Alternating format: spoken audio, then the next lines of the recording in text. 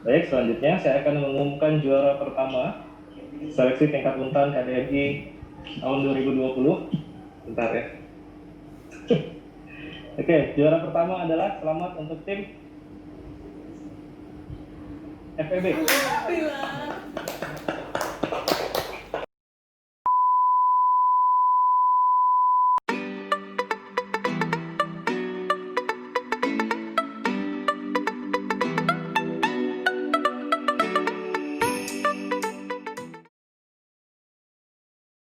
Oke, selamat datang kembali lagi di channel Juasmiko. Kali ini kami berdua ada Pak Romi dan saya Eko, dan kebetulan Pak Juanda dan Bu Junita berhalangan hadir karena beliau lagi sibuk. Jadi, tapi kali ini kami mendatangkan tamu. Nah, ini tamu wanita-wanita cantik, mahasiswi cantik dan berprestasi. Dan mereka ini adalah juara lomba debat kemarin tingkat Universitas Tanjung Pura. Saya ucapkan selamat kepada tim Fakultas Ekonomi dan Bisnis yang kali ini bisa menjuarai lomba debat. Mungkin saya mau kenalan dulu nih satu persatu. Dari sebelah sisi kiri saya di sini ada siapa namanya, Mbak? Jihan. Namanya Jihan dari Dari Ekonomi Pembangunan. dari jurusan Ekonomi Pembangunan. Nah, di tengah ada Mbak Tita. Mbak Tita dari jurusan akuntansi, dan sebelahnya lagi ada Danika. ya, namanya Dahnika ya. Nah, dari jurusan Manajemen. manajemen. Saya Pak nggak tanya. Oh, oh ya, ini Bapak siapa ya? Saya waktunya Pak Eko. Oke, jadi sekali lagi kami mengapresiasi sekali terkait tentang karena kalian sudah menjadi juara lomba di debat tingkat Universitas Tanjung Pura. Jadi Kita beri kali tepuk ini tangan dulu. oke, boleh. Selamat buat tim FEB ya. Oke, jadi di sini kita ngobrolnya santai-santai saja. Jadi sebelum lebih jauh obrolan kita mau kenalan dulu nih, Nah, Pak sebelum itu Pak Eko, ya. tempat kita ini, ini Oke. merupakan perpustakaan Fakultas Ekonomi dan Bisnis. Salah satu sudut ruangannya ini BI Corner. Nah, ini bukunya cukup lengkap kalau teman-teman, terutama yang mahasiswa nanti ketika sudah melewati masa pandemi nanti mungkin Pak Eko ya bisa berkunjung ke BI Corner ya. Kita promosi sekalian. Betul Pak. Dan buku-buku di sini alhamdulillah semuanya saya sudah baca. Judulnya ya. Isinya belum. Judulnya ya. Oke. Kita kembali ke gue star kita. Ini Ya, luar biasa ini sekali. tamu spesial. Ini tamu spesial. Ini baru kali ini kita datangkan tamu di luar dari tim Juasmiko. Tadi sudah kenalan, tapi saya mau lebih kenal lebih jauh lagi. Ini Jihan, angkatan berapa, Mbak Jihan? 18, Pak. Angkatan 2018. Sebelumnya asalnya dari mana? Sebelumnya pernah menjuarai apa gitu? Saya lahir di Makassar. Wah, jauh banget. Sering pindah-pindah tempat tinggal karena ikut orang tua. Oke. Lalu tadi pertanyaannya apa lagi, Pak? Pertanyaannya sebelum mengikuti ini pernah menjadi juara apa gitu? Kalau tidak salah satunya juara Mawapres. Oh iya, jadi terakhir sebelum mengikuti KDMI terpilih menjadi mahasiswa prestasi tingkat untan. Wah, luar biasa. Iya, tahun 2020. Selain itu sebelumnya dapat pendanaan PKM 5 bidang. Iya, kemudian juga pernah menulis publikasi ilmiah juga. Luar biasa ya, prestasinya sampai nggak ini nih, sampai nggak muat ya. Oke, tadi itu perkenalan kita dengan Jihan. Masih malu-malu ya mungkin. Ya, masih malu-malu nih karena mungkin masih bingung nanti di depan kamera. Lebih dekat nanti ada IG-nya. Ya betul, nanti di bawah ini akan ada IG masing-masing mahasiswa kita. Di follow ya namanya. Jangan lupa di follow ya. IG-nya Mbak. Kita di follow nggak? Kita belum nanti ya. Oke, di tengah lanjut ke Mbak Tita ya. Oke, gimana? Kalau Tita lahirnya di Pontianak, emang asli orang Pontianak juga.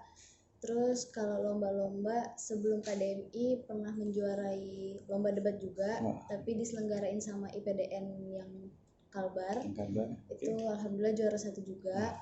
Terus kalau sebelumnya tuh lomba-lomba waktu SMA itu juga lomba-lomba debat.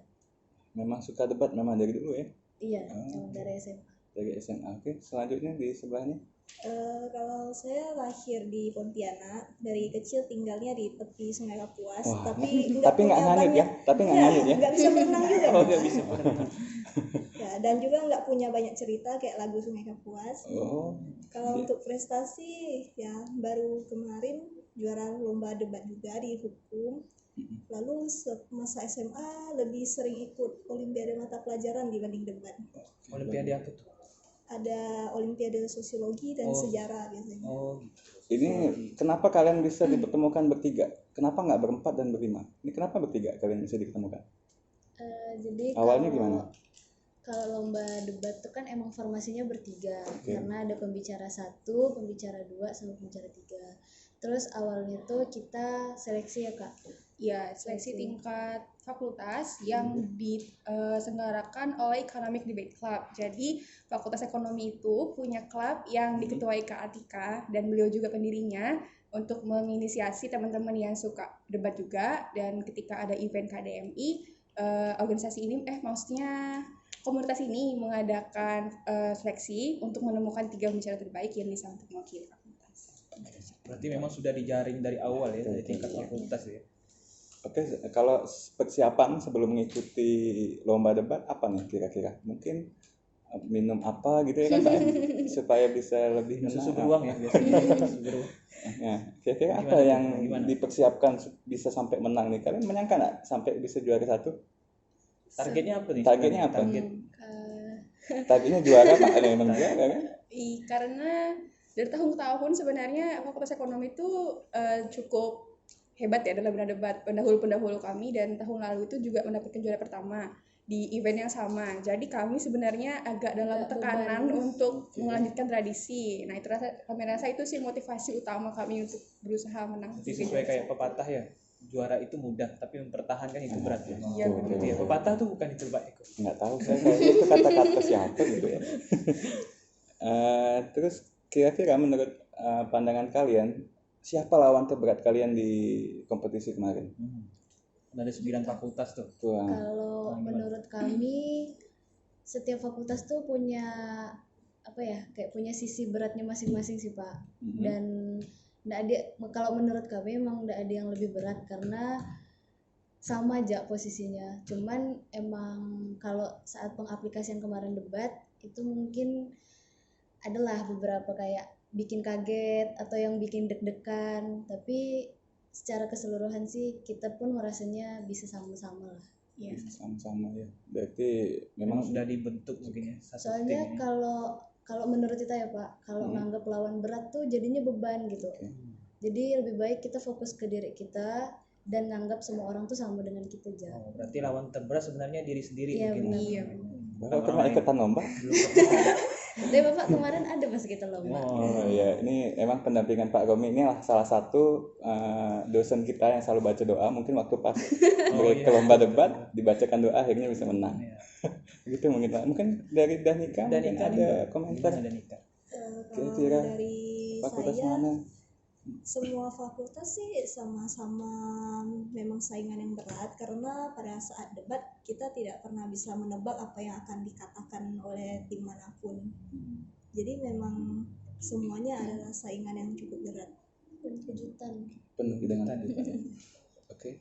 Terus kira-kira topik yang dibahas nih selama debat nih, bisa nggak dibagikan sedikit sama pemirsa di sini, pemirsa lah, Teman-teman penggemar di Juas Miko. Ini kalau nggak salah subscriber kita udah 80-an ya Pak ya. 80-an. Oke, mungkin nanti setelah Menuju ada 100 nih.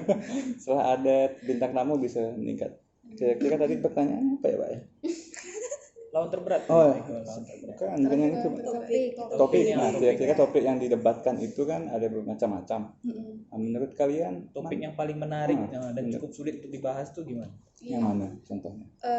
Dari kami melewati beberapa partai dalam debat kemarin, dan yang dibahas tuh kebanyakan aspek yang up to date seperti masa pandemi dan merdeka belajar dan semacamnya. Tapi yang paling berat menurut kami adalah yang bahas mengenai hukum dan politik, yaitu mengenai masa jabatan presiden 7 tahun dan dalam hanya satu periode. Kebetulan kami harus berada di tim pemerintah, jadi berusaha untuk bagaimana mendukung ya dan meyakinkan juri supaya memang benar bahwa presiden itu perlu masa jabatan lebih panjang. Nah, karena kami basicnya bukan anak hukum, jadi sulit untuk menemukan argumentasi mengapa hal ini sebenarnya harus kita dukung. Kalau dari Jihan sih itu sih yang paling berat. Danika gimana? Cool. Danika? Kalau dari saya sih yang paling berat itu mengenai tentang merdeka belajar sih, Ya. karena hal ini masih terhitung cukup baru dan belum familiar diterapkan. Jadi agak sulit untuk mencari sisi positif dan sisi negatifnya. Karena dalam debat walaupun ada tim pemerintah dan tim oposisi tidak bisa begitu saja sih menyatakan salah satu sisi yang paling baik atau paling salah. Oke. Selain itu mungkin rapid test kalau tidak salah saya waktu pas di debat finalis itu Pak, kan masalah Ada rapid test kan. Perlu Itu- rapid test atau tidak ya? Ya, ya. Nah, itu gimana tuh? Bagaimana tanggapan kalian karena Atau di ketiga ini sudah pernah rapid test belum? Karena masa pandemi ini kan gimana tuh? gimana tuh? Kalau untuk yang mosi tentang rapid test atau masa pandemi, kalau menurut kami tuh tidak sesusah yang hukum sih Pak untuk dibahas, karena pas pandemi ini kan emang banyak beritanya, terus emang banyak pembahasannya juga. Jadi emang sebelum itu juga kita sudah sering-sering baca juga sih Pak. Jadi walaupun emang bukan basicnya dari kesehatan, kita udah lumayan ngerti gitu Pak sama rapid test terus pandemi gitu. Jadi sebenarnya rapid test ini diperlukan atau ada alternatif lain selain itu? Kemarin Karena sih kan kalau awalnya di sana kan tuh ada jadi- dua pilihannya, ada Iya. rapid test atau di lockdown kemarin Iya. tuh ya. Dan saya lihat kan kalau rapid testnya kan awalnya kan harganya mahal nih. Iya. Terus tiba-tiba pemerintah membuat sebuah kebijakan paling mahal itu 150.000 kan ya. Iya. Kalau menurut Batas pandangan anggaran kalian, tertinggi ya. rapid test itu perlu nggak sih? Gimana tuh? Kalau menurut Jihan, karena kita sudah beradaptasi ke new normal, jadi kita harus tetap punya kehidupan yang normal, tapi mengendalikan keadaan ini. Rapid test ini merupakan hal yang urgent untuk dilakukan ya Pak. Tapi beberapa hal yang perlu dilakukan ya mungkin pengawasan yang jauh lebih baik, karena kita tahu kan bahwa ini dikomersialisasikan ya Pak. Jadi berbagai aspek tuh bisa, seperti swasta juga bisa, bahkan ini udah ada di beberapa marketplace. Masyarakat tuh biasanya beli sendiri alatnya, kemudian cek sendiri, jadi perlu diawasi ya Pak akurasinya dan keamanan alat-alatnya, dan bahkan mungkin bisa dilakukan secara massal supaya orang-orang yang memang reaktif ini bisa dikarantina atau semacamnya supaya nggak menambah penularan gitu Pak. Seperti debat loh ya. Kita Ya, saya nanyanya terlalu serius kayaknya. harus lebih itu lagi. Menurut teman-teman nih ya, dari bertiga nih, kira-kira kemarin kan mengikuti juga ya dari tim lain lah. Kira-kira materi tim lain tuh kayaknya sebenarnya untuk saya gitu. Kira-kira materi apa tuh kira-kira yang dibahas oleh tim lain sebenarnya cocoknya ekonomi yang bahas? Ada nggak? Yang itu pembangunan ekonomi lebih Daripada ekosistem. daripada Oh, ekosistem. itu lebih berarti mengutamakan. saya nggak dapat itu ya. Sebenarnya lebih menarik yang itu ya. Oh iya. Cukup menarik ya Pak Eko ya, karena mereka belum menguasai tadi dijawab juga oleh ketiga teman kita ini bahwa materi tentang politik misalnya, politik dan hukum itu sangat sulit dibahas karena bukan basicnya. Kalau ekonomi mungkin lebih mudah lah ya. Cukup menarik ya dari ketiga ini. Jadi oke, pertanyaan saya selanjutnya ya, mungkin ini tidak ada di tema ya Pak ya. Ya, gimana tuh? Kalau pandangan kalian nih tentang adanya COVID ini, bagaimana pengaruh ekonomi, terutama di Pontianak ataupun di Kalimantan Barat saat ini? Menurut kacamata kalian lah ya. Ini bukan soal ujian ya. Siapa jawab dulu nih? Kita kali ya. Coba Dita jawab. Kalau dari Tita sih Pak, ngerasanya dengan adanya pandemi itu semua orang dirugikan sih Pak. Baik yang pengusaha besar, pengusaha kecil, bahkan orang-orang yang mungkin kerjanya serabutan tuh pasti sangat-sangat dirugikan. Apalagi kalau misalnya di Pontianak kan banyak kafe-kafe yang tutup tuh Pak, kafe, rumah makan, nah itu tuh pasti berpengaruh juga. Apalagi pas awal-awal pandemi semuanya serba mahal kan Pak, masker, terus kayak hand sanitizer juga serba mahal. Jadi sebenarnya pandemi itu benar-benar sangat merugikan, cuman di saat new normal ini kan semua kegiatan ekonomi udah mulai berjalan lagi. Nah, itu balik ke kita lagi untuk menerapkan protokol sama berusaha adaptasi lagi sih Pak. Kita sih itu. Yang Oke. lain mungkin yang lain. Kalau menurut Jihan, yang paling Jihan lihat tuh adalah dari segi shifting atau perubahan perilaku finansial masyarakat ya. Jadi mungkin pada awalnya, waktu itu kan awal-awal pandemi itu mendekati bulan puasa dan lebaran, itu kebutuhan memegang uang kas masyarakat tuh jadi lebih tinggi karena mereka mau berusaha memenuhi kebutuhan sehari-hari dan jaga-jaga untuk lebaran. Jadi rasanya pandemi itu terasa agak berat waktu di bulan puasa dan lebaran tadi karena mungkin dipengaruhi inflasi dan semacamnya ya Pak. Nah jadi dia rasa kemampuan masyarakat dalam mengatur keuangan mereka tuh rasanya yang paling berubah dalam pandemi ini. Gitu Kalau sih. dampaknya sendiri buat kalian, nah itu kan Nah, masyarakat. gimana? Udah nikah? Nah, udah nikah yang udah nikah ya. Udah nikahnya belum ya? Kalau dampaknya Buat kalian? bagi mahasiswa itu lebih ke pembelajaran kuliah kami sih, karena tiba-tiba aja pembelajaran yang biasanya tatap muka di kelas, tiba-tiba kita tatap mukanya melalui gawai, lalu harus bergantung pada sinyal. Itu sangat berat sih, karena tidak semua mahasiswa itu mempunyai gawai yang terhubung ke sinyal dengan baik karena perbedaan geografis tempat tinggal, lalu juga keterbatasan biaya untuk kuota internet. Lalu belum lagi ya pembelajaran rasanya semakin berat karena biasanya kalau kita di kelas ada yang tidak mengerti itu bisa langsung kita tanyakan, kita lebih mudah mencari bahan di perpustakaan. Tapi kalau untuk kelas daring ini saat ingin bertanya kan mungkin aja suara kita bisa tidak kedengaran karena permasalahan sinyal tadi, lalu mungkin tertutup suara-suara lain, dan untuk mencari materi kembali lagi kita harus bergantung kepada sinyal. Kalau feel yang dirasakan berbeda nggak? Kalau offline kan tatap muka, kita kumpul sama teman-teman. Kalau ini kan sendiri-sendiri di rumah masing-masing. Kira-kira ada nggak perbedaan yang kalian rasakan waktu pas kuliah? Pasti ada sih, feel-nya pasti berbeda karena kalau di kelas kan ada ramai antar teman bisa berdiskusi gitu. Kalau di kelas daring itu sulit ya untuk berdiskusi antar teman, lalu juga semuanya kan biasanya menonaktifkan kamera, sulit untuk bertatap muka. Iya. Itu mungkin kendala yang dihadapi mahasiswa Pak Eko Jadi ya. lebih individualis sih Pak Iya. sebenarnya. Dan ada lagi feel yang agak beda itu tentang ada belajarnya. Jadi biasanya kalau kita mau ke kampus mau belajar ya mandi, bersih-bersih, bajunya sopan dan segala macam. Ini teman-teman kadang-kadang ada yang nggak perhatikan itu. Gitu ya. Jadi mungkin ketika teman-teman mahasiswa mungkin ada yang menyalahkan ini konten dosen nggak bisa dipahami nih, cuma dapat PPT aja. Mungkin dari kita yang kurang menghargai mereka, meskipun secara online kan kita belajarnya juga harus pertahankan adab ya. Kalau menurut Jihan sih itu sih. Mungkin betul ya Pak. Mungkin Masukan ya. mahasiswi bangun-bangun tidur masih belum mandi, masih beli liar kan udah ngadepkan laptop belum konsentrasi dengan penuh, sehingga untuk menerima pembelajaran juga agak sangat sulit. sulit. Ini bisa jadi masukan lah mungkin Pak Eko ya. Mungkin Apalagi ada- nah ini kemarin mungkin gimana nih nilainya nih sebelum kemarin kan. Nah, kalau tidak salah kan pandemi ini dari bulan Maret lah ya. Untuk di Pontianak mungkin pembelajaran di Untan terutama di Fakultas Ekonomi juga bulan Maret itu sudah mulai belajar daring. Nah, gimana nih nilai teman-teman nih? Apakah baik, sedang atau malah makin jelek nih di masa pandemi ini gimana? Mungkin siapa nih? Tita nilainya gimana? Tita, gimana Tita? Kan kita udah selesai UAS sih Pak, UTS sama UAS, dan nilai yang udah keluar kan belum semuanya. Tapi sejauh ini sih nilai yang keluar alhamdulillah masih baik, dan semoga semua nilai yang keluar ya, juga memang baik-baik. mungkin nanti IPK-nya bisa 4, lebih ya Pak. Oh, karena pandemi ya. Ini mungkin Danika? Kalau untuk nilai saya syukur sampai sekarang masih baik. Ya walaupun ada sedikit kendala yang cukup bikin kaget ya, terutama pas ujian udah selesai ngisi jawaban tiba-tiba terkeluar dari formnya lalu harus mengisi kembali. Oh, yang terbatas. karena sinyal tadi itu ya Iya. terbatas. Jihan mungkin gimana Jihan? Jihan sih stabil-stabil saja Pak nilainya Pak. Kalau tidak salah Pak Eko juga memberi nilai. Ya? Iya benar Bapak juga beri.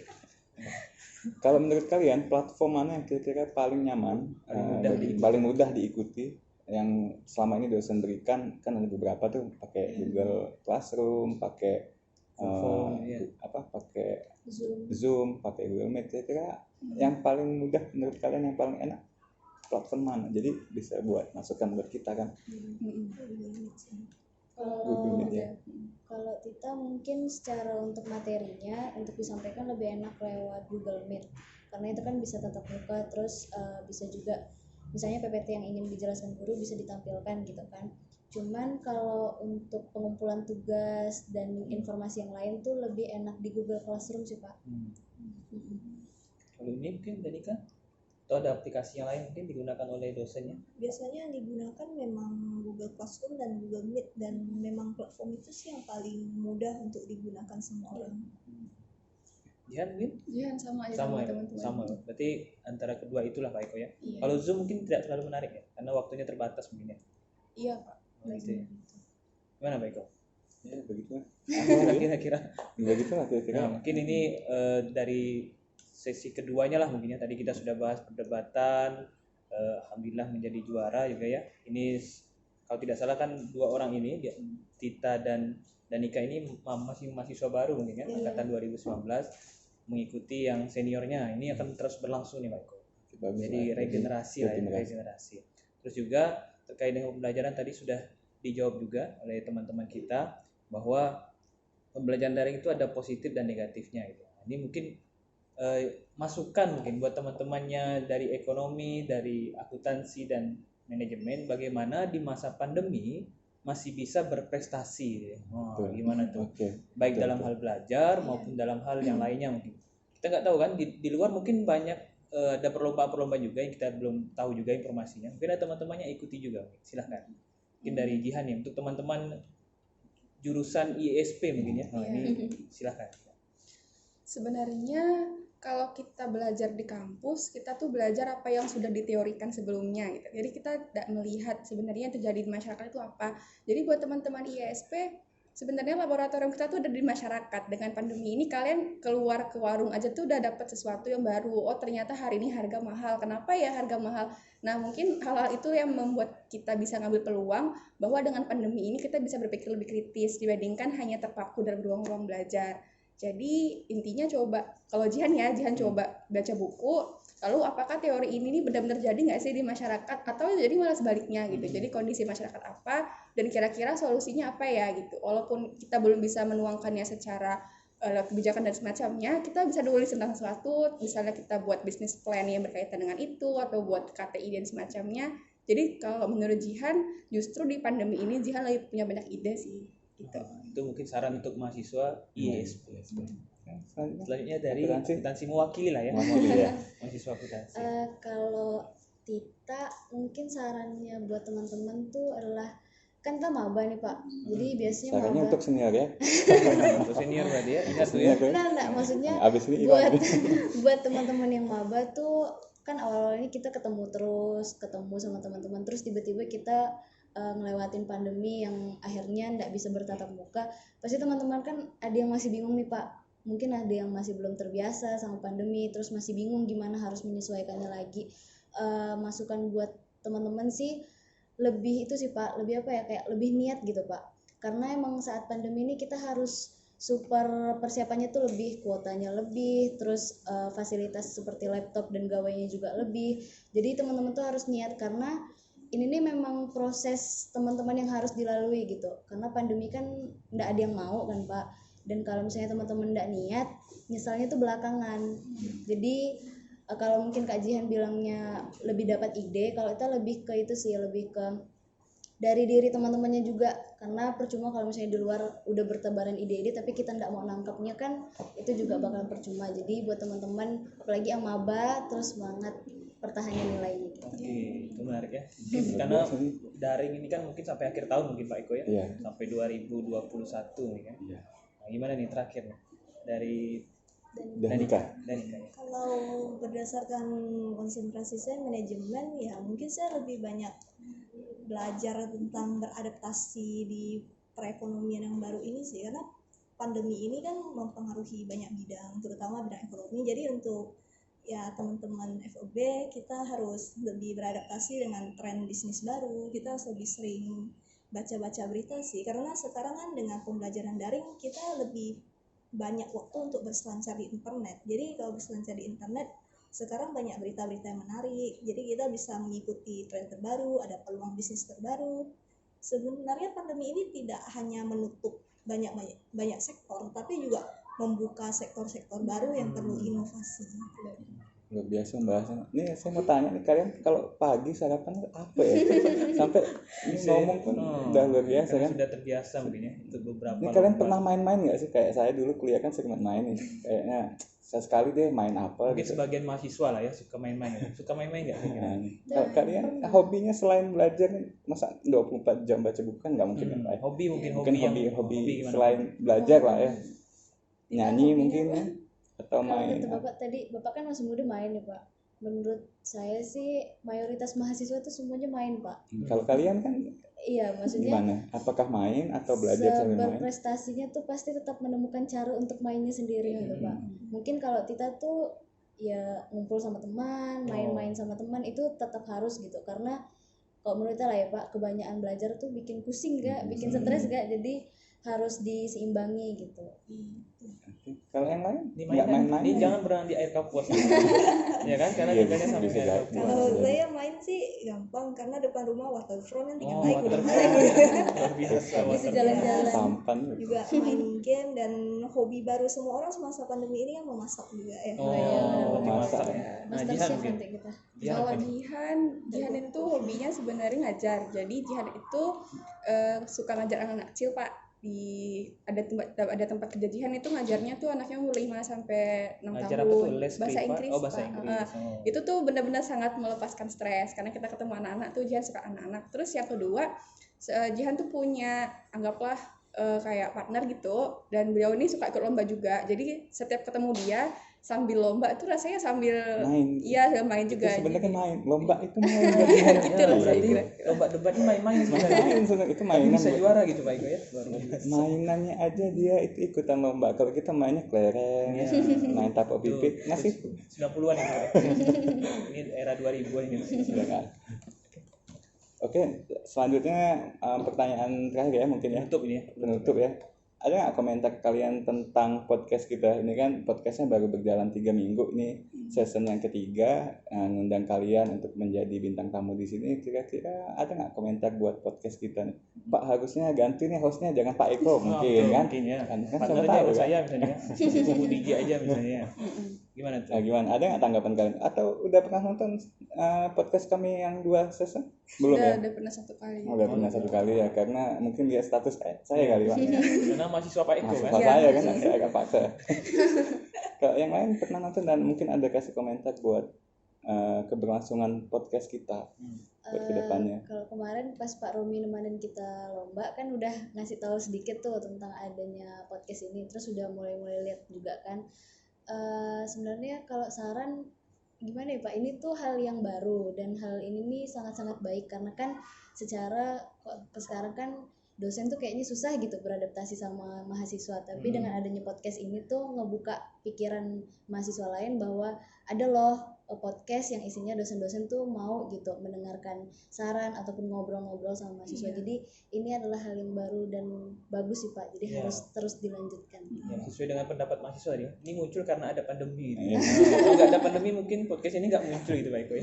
Nah, ini mungkin Danika apa sarannya? Kalau untuk podcast ini ya saya belum ada saran sih karena sejauh ini saya sangat tertarik dengan ide Pak Arumi, Pak Eko, Bu DJ dengan Pak Ju membuat podcast dengan mahasiswa, karena saya lihat di YouTube jarang ada podcast seperti ini dan ini ide yang baru bisa jadi tren Pak. Oke. Semangat dosen. Ini masukan yang bagus. Iya. Ya. Nah, Jihan mungkin Jihan.